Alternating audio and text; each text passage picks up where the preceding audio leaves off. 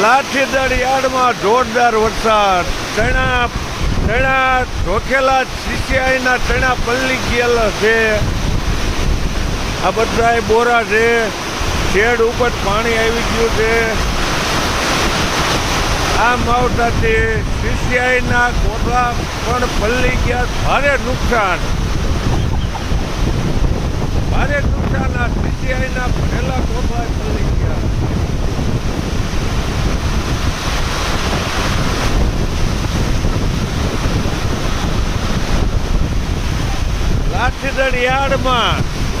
લાઠીદળ સબ યાર્ડમાં જોરદાર વરસાદ.